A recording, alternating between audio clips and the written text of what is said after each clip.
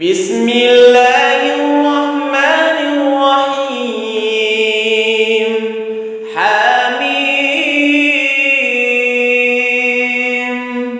تنزيل الكتاب من الله العزيز العليم، غافر الذنب وقابل التوب شديد العقاب ذي الطول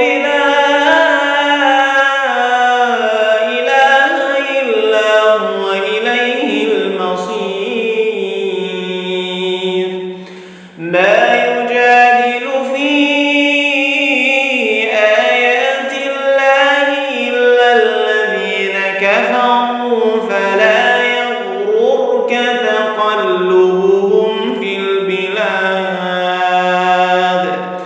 كذبت قبلهم قوم نوح والأحزاب من بعدهم وهمت كل أمة برسولهم ليأخذوه وجادلوا بالباطل ليدحضوا به الحق فأخذتهم فكيف كان عقاب. وكذلك حقت كلمة ربك على الذين كفروا أنهم أصحاب النار.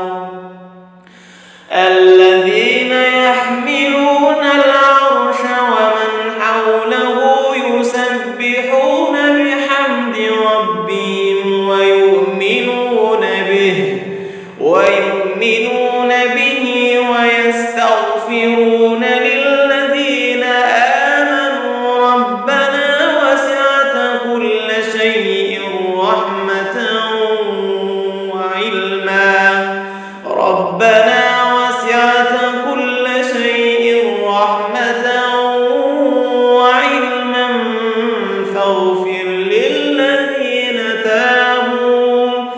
فاغفر للذين تابوا واتبعوا سبيلك وقهم عذاب الجحيم.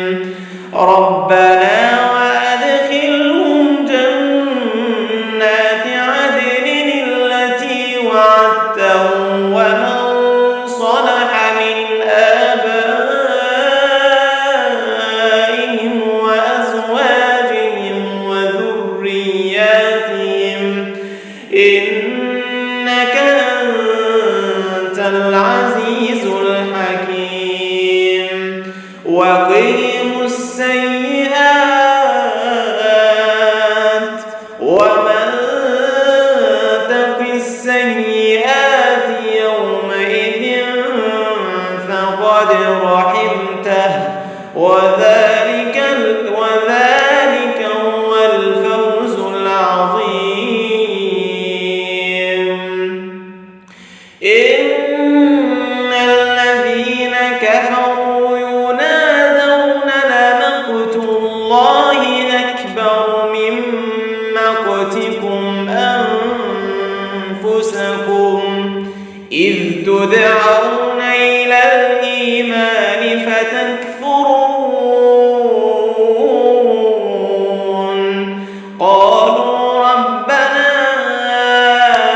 أمتنا اثنتين وأحييتنا اثنتين فاعترفنا بذنوبنا فهل إلى خروج من سبيل. ذلكم بأنه إذا دعي الله وحده كفرتم وإن يشرك به تؤمنوا فالحكم لله